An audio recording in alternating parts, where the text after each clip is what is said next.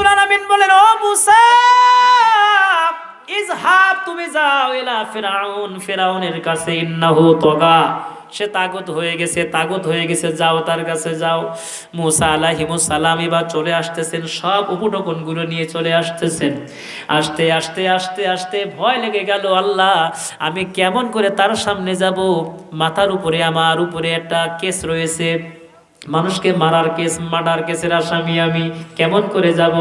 আল্লাহ রাব্বুল আলামিন বললেন, আখিসদুদুহু, আমি তোমাকে, তোমার ভাইকে তোমাকে নবী করে দিলাম, এই মুহূর্তে যাও তোমার ভাইকে নিয়ে, হারুনকে নিয়ে তুমি, মুসা এবং তুমি হারুন, দুইজন মিলে তুমি ফিরাউনের সামনে চলে যাও।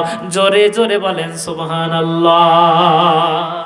দুইজন চলে গেলেন, যাওয়ার পরে বললেন যে আল্লাহ রাব্বুল আলামিন আমাদেরকে নবী করে পাঠিয়েছে, আমরা আল্লাহর পক্ষ থেকে মুজিজা নিয়ে আসছি, তোমার সামনে আসছে, তুমি কলেমা স্বীকার করো, আমাদেরকে নবী বলে স্বীকার করো।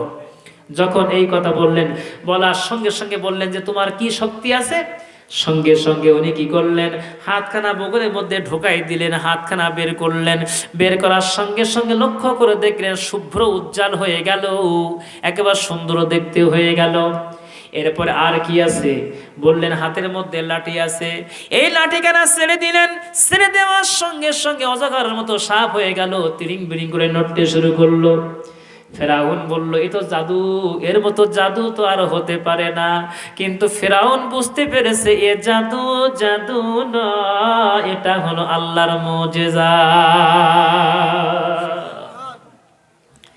এবার ফেরাউন তার বন্ধু হামানকে বলছে, বন্ধু উপায় এখন কি? মুসা চলে আসছে, তার ভাই চলে আসছে, তোমাদেরকে খরাজা বের করে দিতে চায়, দেশ থেকে বহিষ্কার করতে চায়। এই দুইটা জাদু দেখালো, আর ফেরাউন বলল আমাদের দেশ থেকে বহিষ্কার করে দিয়ে দেবে, আমাদের গদি সিয়ার থাকবে না, সিয়ার নড়সাড় করে দিয়ে দেবে, সিয়ার দখল করে নেবে। এখন উপায়টা কি? হামান, বেটি মানুষ ঘাড় কাটো, যারা বেটি মানুষ হয় ঘাড় কাটো হয়, মাথার মধ্যে চুল একেবারে কম থাকে, বুদ্ধি ওদের মাথার মধ্যে গজ গজ গজ গজ করে। বন্ধুরা এবার ওই বেটি মানুষ হামান বলছে, বন্ধু টেনশন করো না, আমি কি করব?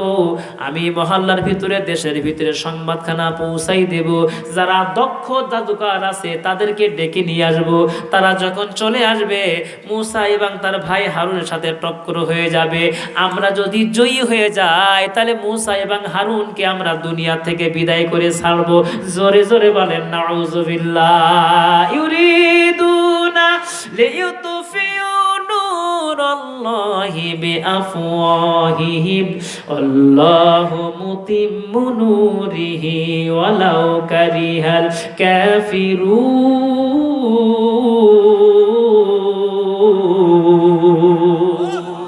ওরা চায় মুখের ফুৎকার দিয়ে আল্লাহ দিনকে, আল্লাহ নূরকে নিভাই দেবে। এটা কি স্বাভাবিক ব্যাপার? কথা বলেন, এটা কি নিভানো সম্ভব? এখন বাতি জ্বলতেছে, দুই পাশে দুইটা বাতি, মাঝখানে একটা বাতি, আমি সহ দুইজন দুই পাশে বসা, তিনজন মিলে ফু দেওয়া শুরু করলাম এই বাতিতে, এটা কি নিভবে? কথা বলেন, যদি আমরা সবাই মিলে যদি ফু দেওয়া শুরু করি বাতিতে, এটা কি নিভে যাবে? এটা বাতি নিভে যাবে না। এই বাতির একটা সুইচ আছে, একটা তার আছে, মাইক অপারেটর ভাই যিনি আছেন, ওনার যে লাইনগুলো আছে, জোর দেওয়াগুলো আছে, যদি উনি কেটে দেন তখন নিভে যাবে, এর আগে নিভবে না। কথা কান ঠিক কিনা? সম্মানিত ভাইরা আমার, আজকে আল্লাহর দিনকে বিজয়ী করা থেকে, এই দিনকে মিটিয়ে দেওয়ার জন্য যারা চেষ্টা করেছিল, আল্লাহ রাব্বুল আলামিন তাদের চেষ্টাকে নস্যাৎ করে দিয়ে তাদেরকে আল্লাহ পাক দুনিয়া থেকে বিদায় করে ছেড়েছেন। কথা কান ঠিক কিনা? কম চেষ্টা করিনি, কিন্তু চেষ্টা সব নিষ্ফল, কোনো কাজে আসেনি। কথা কান ঠিক কিনা? বন্ধুরা আমার, হামান কি করলো? যুক্তি দিয়ে সমস্ত জাদুকর যারা তাদেরকে এক জায়গায় করলেন। এক জায়গায় করার পরে এক লাইনে মুসা এবং হারুন, অপর লাইনে সব দাঁড়িয়ে গেছে। দাঁড়িয়ে যাওয়ার পরে ওরা বলছে, ও ফেরাউন, আমরা যদি জয়ী হয়ে যাই তাহলে আমরা কি হব? তখন ফেরাউন বলছে, তোমরা যদি জয়ী হয়ে যেতে পারো, মূসাকে তার ভাই হারুনকে যদি ফেলাইতে পারো, শেষ করতে পারো, আমি ঘোষণা করে দিলাম আমার আহাল হয়ে তোমরা থাকবে, সরকারি চাকরি তোমরা করবে, তোমাদের কোনো টেনশন নাই। বন্ধুরা আমার, আনন্দ উৎফুল্ল যখন ওরা হলো, দুইজন দুই পাশে দাঁড়ানো, এবার মূসা আলাইহিস সালাম বললেন, তোমরা তোমাদের ওই যে জাদুগুলো তোমরা পেশ করো। ওরা যখন জাদুগুলো পেশ করলো, জাদুগুলো পেশ করার সঙ্গে সঙ্গে বড় বড় অজগর হয়ে গেল, বড় বড় আপনার বাঘ হয়ে গেল, ভাল্লুক হয়ে গেল, হিংস্র প্রাণীর সামনে কিলবিল কিলবিল করতে শুরু করলো। আল্লাহ রাব্বুল আলামিনের মূসা এবং তার ভাই হারুন ভয় পেয়ে গেলেন। আল্লাহ রাব্বুল আলামিন বললেন, ও মূসা, ভয় পেও না, চিন্তা করো না, হাতের মধ্যে কি? হাতের মধ্যে ক্বালা হিয়া আসা আতাক্কা বিহা, তোমার হাতের মধ্যে লাঠি, ফাদরাবা, তুমি আঘাত করো, আঘাত করে ছেড়ে দাও। লাঠি যেই ছেড়ে দিল, ছেড়ে দেওয়ার সঙ্গে সঙ্গে ওদের অলৌকিক সমস্ত ওই জাদুগুলো ধরতেছে আর গিলতেছে, ধরতেছে আর খাইতেছে। জোরে জোরে বলেন সুবহানাল্লাহ। যখন খাইতে খাইতে ওদের সামনে যে হাজির, লাঠি সামনে যে হাজির, তখন বলছে, উপায় আর নাই গোলাম, গোলাম হোসেন, উপায় আর নাই, এখন কি হবে? ওরা সব সিজদায় লুটে পড়লো, সবগুলো সিজদায় লুটে পড়লো।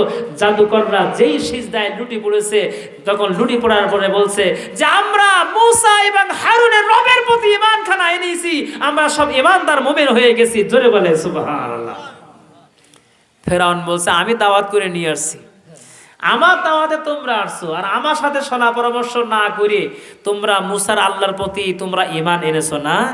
বুঝতে পেরেছি সবগুলো মূসার শাগরেদ, মানে উদুর পিন্ডি বুদুর ঘাড়ে দিয়ে মারার পরিকল্পনা। কথা কান ঠিক কিনা?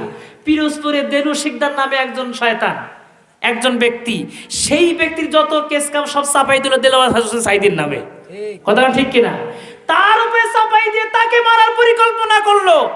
আজকে প্রত্যেকটা কেসের পিছনে যে সমস্ত নথিগুলো আছে খুঁজে বের করলে দেখা যাবে সবগুলো উদুর পিন্ডি বুদুর ঘাড়ে দিয়ে মারার পরিকল্পনা।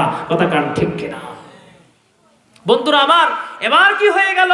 বলো, তোমাদের মেরে ফেলা হবে, তোমাদের শুলে চড়ানো হবে, ক্রস করে কাটা হবে। বলেন, কাটতে পারো, মারতে পারো, কিন্তু আমাদের সামনে যে সত্য চলে এসেছে, আমাদের সামনে যে সত্য আলো আমরা দেখতে পেয়েছি, এই সত্য আলো থেকে বিন্দুমাত্র জীবন যায় চলে যাবে, জীবন শেষ হয়ে যাবে। একটা মুহূর্তের জন্য আমরা খারাপ পথে যাব না, যাব না, যাব না। স্বরাষ্ট্রমন্ত্রীকে তখন তার দায়িত্বশীলরা বলছে, স্যার, একটারে মারি, সেই জায়গায় আর একটা এসে দাঁড়ায়, সেটারে মারি, আর একটা এসে দাঁড়ায়, স্যার অবস্থা খুব বেলাহীন। বলে যে মারো, আরো বেশি করে মারো। বলে মেরে কটা মারবো? যেইটা মারি সামনে আটটা চলে আসে। তখন তারা বুঝতে পারলেন ঈমানের শক্তি তাদের সামনে আছে বলে তারা কোনোদিন পিছপা হয় না। কথা কান ঠিক কিনা? জীবন বাজি রেখে যে মুজাহিদ আল্লাহর রাহে ঢালে খুন, দুনিয়ায় আখিরাত সবখানে তার মর্যাদা বাড়ে বহুগুণ, মর্যাদা বাড়ে বহুগুণ। এক ফোঁটা রক্ত ঝরতেই মাটিতে মুছে যায় শহীদের পাপ কালিমা, জান্নাত থেকে আসে আহার পানি, আরো সে লেখা হয় তার মহিমা, পুলকিত হয় সে আল্লাহর নূরে, ফেরেশতারা গান গায় সুরে সুরে, ঘুমান্ত পৃথিবী জেগে ওঠে, জ্বালিয়ে দহিরে ফাগুন, জ্বালিয়ে দহিরে ফাগুন। জীবন বাজি রেখে যে মুজাহিদ আল্লাহর রাহে ঢালে খুন, দুনিয়ায় আখিরাত সবখানে তার মর্যাদা বাড়ে বহুগুণ, মর্যাদা বাড়ে বহুগুণ। জোরে বলেন মারহাবা, আরো জোরে মারহাবা। ফেরাউন দেখলো লাইন খুব বেলাইন, এখন কি করা যায়? তাদের সামনে শুল আনা হলো, তাদের সামনে করাস করে কাটা হলো। যার ডাইন হাত কাটে তার বাম হাত কাটে, যার বাম হাত কাটে তার ডাইন পা কাটে, এরকম করে করাস করাস করে কাটে। এত কাটা শুরু হয়ে গেল।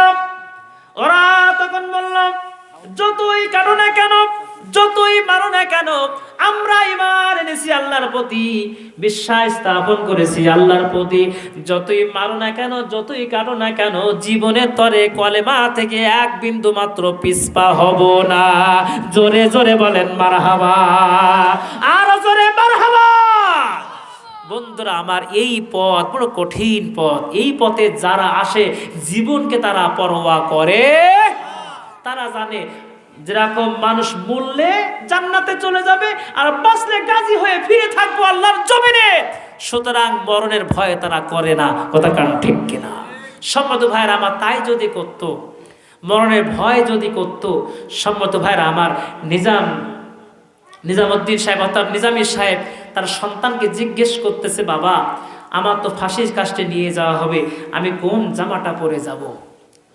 কোনো ব্যক্তি যদি তার সন্তানের কাছে এমন করে কথা বলে, সে কি চেক দিয়ে থাকতে পারে? তিনি বলেন, আব্বা আপনার জামা পাঞ্জাবি, সাদা পাঞ্জাবি আপনি পরেন, সাদা পায়জামা আপনি পরে থাকেন, সেই জিনিসটা আপনি পরেন। সন্তান যখন এমন করে কথা বলল, তার সন্তানগুলো ডুকরে ডুকরে কেঁদে কেঁদে কেঁদে কেঁদে সন্তান ওখান থেকে চোখ মুছতে মুছতে বাইরে চলে আসলো। সেই সাদা পাঞ্জাবি আর পায়জামা পরে দুনিয়া থেকে পরকালের পথ তিনি চলে গেছেন। সম্মত ভাইরা আমার, কাদের মোল্লাকে যেদিন ফাঁসি দেওয়া হবে, উনি যখন দৌড়ায়, উনি যখন চলে যাচ্ছেন, জোরে জোরে চলে যাচ্ছেন, কারা রক্ষীরা বলছে, স্যার একটু আস্তে আস্তে যান, একটু আস্তে আস্তে যান। তিনি বললেন, আস্তে যেতে আমাকে বলো না, আমি তোমরা লক্ষ্য করে দেখতেছো, ওই যে ফাঁসির কাজটা আমাকে ঝুলানো হবে, আমাকে শেষ করে দেওয়া হবে, আমি লক্ষ্য করে দেখতেছি ওই ফাঁসির কাজটার ভিতরে, ওই দড়ির ভিতরে আল্লাহ জান্নাতের চেহারা যেন ফুটে উঠেছে। চলে বলেন সুবহানাল্লাহ। খোবাইবকে কম চেষ্টা করা হয়নি, নির্যাতন নিপীড়ন কম দেওয়া হয়নি। যখন খোবাইব লক্ষ্য করে দেখেন চকচক করতেছে শুল, ওই শুলের চকচক করা অবস্থা থেকে তিনি মিসকি মিসকি হাসতেছেন। তাকে যারা মারার জন্য নিয়ে আসছে তারা বলছে, খোবাইব তুমি এই তীর দেখে, তুমি এই শুল দেখে কেন হাসো? তুমি কি ঠাট্টা বিদ্রুপ করছো? খোবাইব তখন বলে, ও আল্লাহ দ্রোহীরা, খোদা দ্রোহীরা, এইটা শুল মনে করো না, আমাকে মারার ফাঁদ তোমরা মনে করো না। তোমরা যেটা চকচাক চকচাক করতেছে, এই দৃশ্যখানা দেখতেছো, আল্লাহ রাব্বুল আলামিন ওই চকচাক করা জায়গা থেকে আল্লাহ পাক জান্নাতের ছবিখানা আমার চোখের মধ্যে তিনি ভাসাই দিয়েছে। আরো জোরে বলেন সুবহানাল্লাহ। এটাই হলো ঈমানের চেতনা। কথা কার ঠিক কিনা? বন্ধুরা আমার, এই ফেরাউন চেষ্টা করে তাদেরকে বাঁচিয়ে রাখতে পারলো না, তাকে আটকে রাখতে পারলো না।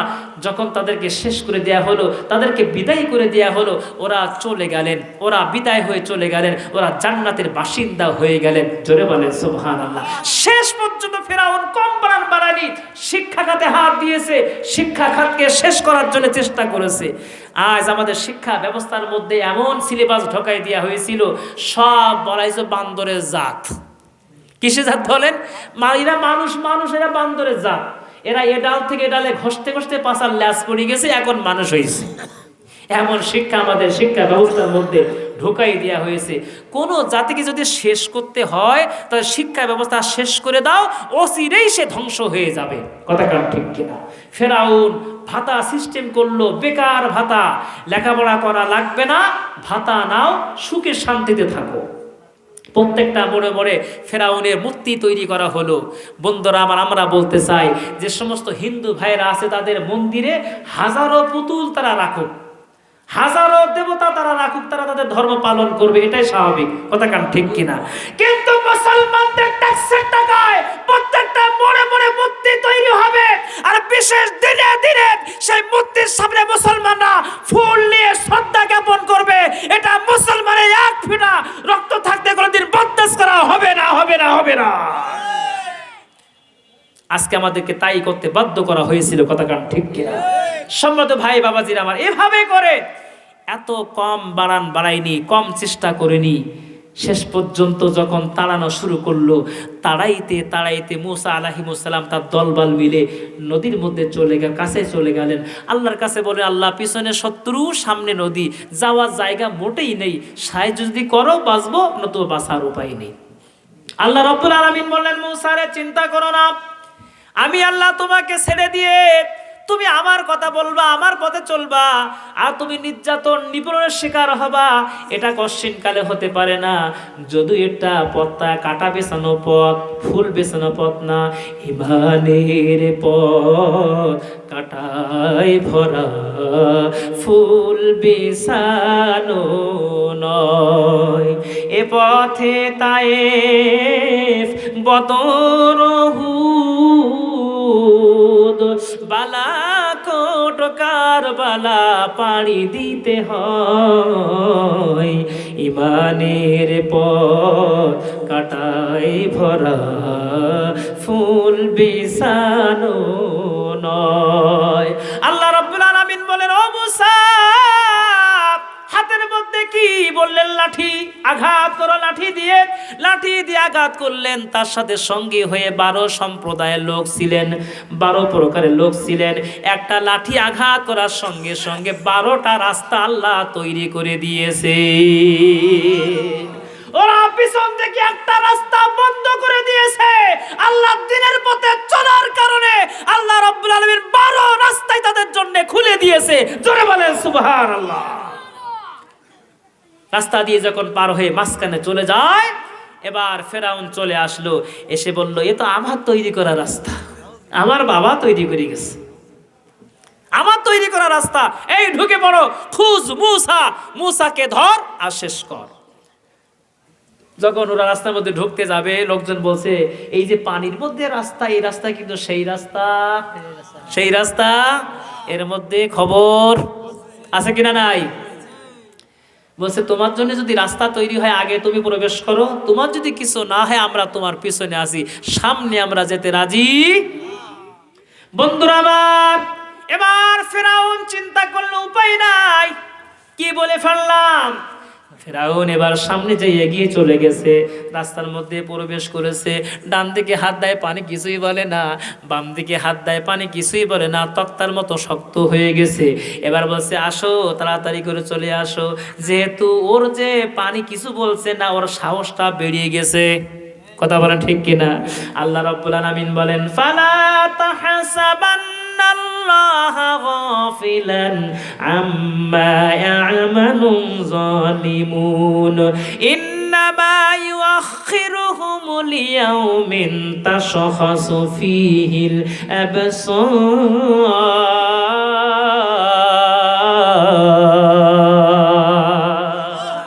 গাফেলরা যা করে সেই ব্যাপারে আমি আল্লাহ জানি না, আমি কোনো খবর রাখি না, এইটা মনে করো না। আমি রব্বুল আলামিন সব কিছু দেখি, সব কিছু শুনি, সব কিছু জানি, কিন্তু ওদের কি করি? কাগজ কাটকার ঘুড়ি বানাকার ওড়া দিয়া পব মে যাও ঘুড়ি কিয়া করেঙ্গা রশি মেরা হাত মে। রশি ছেড়ে দাও, সুতা ছাড়ো, যতই উড়ুক না কেন, উপরে যাক না কেন, একটা সময় যখন চলে আসবে, ওই যখন সময় শেষ হয়ে যাবে, গধূলি সময় যখন চলে আসবে, টানতে যখন থাকবে খোকা, ওই সময় ঘুড়ি যতই মাথা নাড়ানাড়ি করুক না কেন, তার ধরা দিয়া লাগবেই লাগবে। কথা কারণ ঠিক কিনা? বন্ধুরা আমার, শেষ পর্যন্ত 10 হাত 20 হাত বাকি থাকে, ঘুড়িও তখন বলে, ও খোকা, যতই টানাটানি করো না কেন, তোমার হাতে যাব না। কিন্তু 10 হাত বাকি, 5 হাত বাকি, 7 হাত বাকি, ঘুড়ি চিন্তা করে আর উপায় নেই, আর উপায় নেই। শেষ পর্যন্ত মাথাটা মাটির মধ্যে সে পুঁতিয়ে দিয়ে দেয়। কথা কান ঠিক কিনা? যখন সাহস বেড়ে গেল, বলছে, আয়, তাড়াতাড়ি করে আয়, খুঁজ মুসা, মুসাকে ধর, শেষ কর, মুসাকে শেষ কর। বন্ধুরা আমার, মুসাকে শেষ করবে, আল্লাহ কি বসে থাকবে? আল্লাহ কি বসে থাকবে? ভাইরা আমার, 12:30 প্রায় বাজে, আমরা দোয়ার দিকে যাই। আল্লাহ যদি আবার কোনদিন সময় সুযোগ দেয়, ইনশাল্লাহ আমরা আলোচনা করব। বন্ধুরা আমার, এবার শোনেন, মুসা আলাইহিস সালাম যখন ওই পানি যখন পার হয়ে চলে গেলেন, উপরে যখন উঠে গেলেন, আর ওরা পিছনে চলে আসলো। শত্রু সামন্ত সব নিয়ে যখন চলে আসতেছে, আস্তে আস্তে যখন ফেরাউন সবারই সামনে, মাঝখানে তারা সৈন্য সামন্তরা রয়েছে। এবার পিছন দিকে তাকাই দেখে লম্বা আকারে হলো ফেরাউন তরমুজের ব্যবসা করার জন্য আস্তে আস্তে করে মিশরে চলে আসছিল। লম্বা কাহিনী বন্ধুরা আমার। এবার বুদ্ধিদাতা মিস্টার হামান, বেটি মানুষ, ঘাড় কাটো, মাথায় টাকালা, মাথায় কোনো মাল পানি নাই। এই লোকটা একেবারে পিছনে এক পা সামনে দেয় আর এক পা পিছনে টান দেয়, সামনে এক পা দেয় আর এক পা পিছনে টান দেয়। এরকম যখন করতেছে, ফেরাউন তখন ডাক দিয়ে বলতেছে, বন্ধু রে,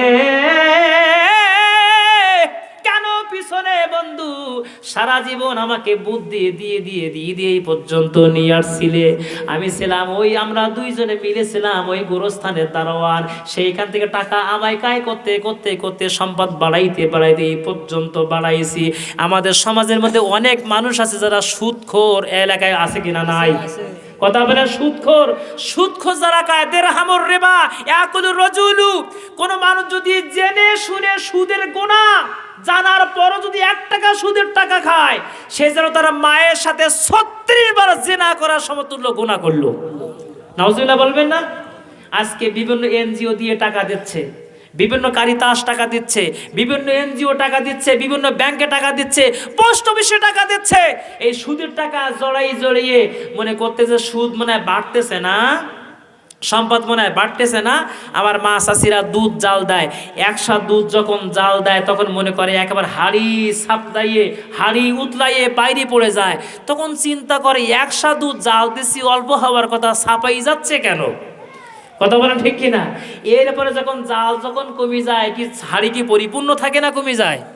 কথা বলেন। আল্লাহ পাক বলে ইয়ামহাকুল্লাহুর রিবা ওয়া ইউরবিস সাদাকাত, দানে বাড়ে আর সুদে সম্পদ কমে। কথা বলেন। সুদে সম্পদ কমবেই কমবে, এ তো সন্দেহ নাই। চিন্তা করতেছেন কই গাড়ি বাড়ি করতেছি, অট্টালিকা করতেছি, কই আমার কমতেছে কই? একটা ফোড়া যদি আল্লাহ পাক জায়গা মতো দিয়ে দেয়, কথা বলেন, একটা ক্যান্সার যদি আল্লাহ পাক ঢুকাই দিয়ে দেয়, বাঁচার উপায় আছে ভাই? বাঁচার উপায় আছে? কোনো উপায় নাই। এজন্য আমি বলবো ভাই, যে সমস্ত মায়েরা, যে সমস্ত ভাইরা সুদের সাথে সম্পৃক্ত আছে, আজকে আলোচনা শোনার পরে অবশ্যই সুদ ছাড়বেন। সুদ যদি আপনি খান, অগুজিয়া বিল হারাম, হারাম সম্পদ দিয়ে, টাকা দিয়ে, পয়সা দিয়ে 1 ফোঁটা যদি রক্ত তৈরি হয়, আল্লাহর কসম সেই রক্ত জান্নাতে যাবে না, যাবে না, যাবে না। স্পষ্ট কথা, সুদ ছাড়তে হবে। বন্ধুরা আমার, যেই কথা বলতেছিলাম, এবার ফেরাউন কি করলো? শেষ করার জন্য যখন চেষ্টা করলো, বলল বন্ধুরে আয় আয়, শিগগিরই করে আয়, তুই কেন পিছনে? হামান তখন বলে, বন্ধুরে আমি সবার পিছনে কেন তুমি জানো না? জানো না রে বন্ধু, একটা মানুষকে আমি এখান থেকে বাড়ির দিকে যেতে দেব না। সবাইকে ব্যাট দেওয়ার জন্যে, সবাইকে পিছনে ধরে রাখার জন্যে সবার আমি পিছনে। আসলে কিন্তু তা না, না না, এই লোকটা তার কলিজার মধ্যে ভয় ঢুকে গেছে। কথা কান ঠিক কিনা? সম্মত ভাইরা আমার, এই মূসাকে কি শেষ করতে পারছিল? যখন মাঝখানে পড়ে গেছে, ও যখন ঢুকে পড়ছে, ওরা বলল খুঁজ মূসা, মূসাকে ধর। আল্লাহ পাক বলছে এবার পানি, তুই কাজ শুরু কর। পানি এমন ধরলো, পানি খায়, ভুস করে উপরে ওঠে, খায় আর উপরে ওঠে। শেষ পর্যন্ত বলতেছে আমানতু আন্নাহু লা ইলাহা ইল্লাল্লাযী আমানাত বিহি বানু ইসরাঈলা ওয়া আনা মিনাল মুসলিমিন। ও আল্লাহ, বনি ইসরাঈল যে আল্লাহ আছে না, আল্লাহকে শিখাই দিচ্ছে, বনি ইসরাঈল যে আল্লাহ আছে না, সে আল্লাহর প্রতি আমি ঈমান আনলাম। আল্লাহ তুমি আমারে বাঁচাও, আমারে বাঁচাও। আল্লাহ পাক বললেন লিমান খালফাকা আয়া, তোর বাঁচাবো না, তোর খলপা, তোর দেহ বাঁচাই রাখবো। তোর মতো 90 ফেরাউন যারা হবে, তোর দেহ থেকে শিক্ষা নিয়ে তারা সমাজ চালাবে। কথা কান ঠিক কিনা? ও বন্ধুরা আমার, একটুখানি বলি, ক্যান্সারে আক্রান্ত মানুষ, সৌদিয়ান মানুষ, মহিলা মানুষ, এই বাংলাদেশ থেকে একজন মহিলা চলে গেছে সৌদিতে, যাওয়ার পর সেবা শুশ্রূষা করে, দেখাশোনা করে। হঠাৎ করে লক্ষ্য করে দেখছেন বারবার বাথরুমে যায় আবার ফিরে আসে, বাথরুমে যায় আবার ফিরে আসে। সৌদিয়ান মহিলা জিজ্ঞেস করছে, মা তোমার কি সমস্যা বলো না, তুমি তো মহিলা, আমি মহিলা, কোনো সমস্যা থাকলে তুমি বলতে পারো। কিছু বলে না, না স্যার ম্যাডাম কোনো সমস্যা নাই। একদিন যায়, 2 দিন যায়, এবার জিজ্ঞেস করছে মা তুমি বলো সমস্যাটা কি। বলছে মা আমি যখন প্লেনে যখন উঠছিলাম, ওঠার সময় আমার এই ভিসা, আমার এই টাকা জমা দিয়েছি অনেক আগে, বহুদিন টাকা জমা দিয়ে রাখছি, সৌদিতে আসব, একটু আয় করব, একটু সংসার সুন্দর করে চালাবো, আমার কলিজার মুখে সন্তানের মুখে হাসি ফোটাবো, কিন্তু টাকা পয়সা না থাকার কারণে আমি অপেক্ষা করতে করতে করতে এই পর্যন্ত চলে আসছি, কোনো কিছু নাই। শেষ পর্যন্ত আমার যেদিন ভিসা হয়ে গেল, আমার সন্তানের বয়স তখন মাত্র 3 মাস। এই 3 মাস সন্তানকে রেখে আসছি এয়ারপোর্টে। রেখে আসার পরে আমার বুকের মধ্যে দুধ বারবার জমা হচ্ছে, আমি আমার যন্ত্রণায় বুক ছটফট ছটফট করতেছে, যার কারণে বাথরুমে যাই, একটু গেলে এসে আমি একটু স্বস্তি পাই, একটু আমার আরাম বোধ হয়, এই জন্য বারবার বারবার আমি বাথরুমে যাই। সৌদিয়ান মহিলা কিছু বললেন না। 3 দিন 4 দিন পরে একটা খাম তার হাতের মধ্যে ধরাই দিয়েছে, এই নাও খাম। খামটা হাতে পাইলেন, পাওয়ার সঙ্গে সঙ্গে বাংলাদেশি মহিলা লক্ষ্য করে দেখলেন রিটার্ন টিকিট, বাংলাদেশে ফেরত যাওয়ার জন্য টিকিট। হাউমাউ করে কেঁদে ফেললেন, বললেন মা আপনার পায়ে জড়াই ধরে বলি, বহু টাকা ঋণ করে আমি ওখান থেকে চলে এসেছি বা আমার আবদার হলো এই, আপনি 3টা বছর আপনার কাছে আমাকে রাখেন, নতুবা যদি ফিরে যায় আমার কাছে টাকা চাইবে, পয়সা চাইবে, আমি দিতে পারবো না, মানুষের কাছে বড় ফেলুয়ার হয়ে যাব, বড় খারাপ হয়ে যাব, আমার বড় কষ্ট লেগে যাবে, আপনি আমাকে পাঠিয়ে দিবেন না। এই কান্না থেকে আর একটা খাম যুক্ত চিঠি ওই মেয়েটার হাতের মধ্যে দিলেন।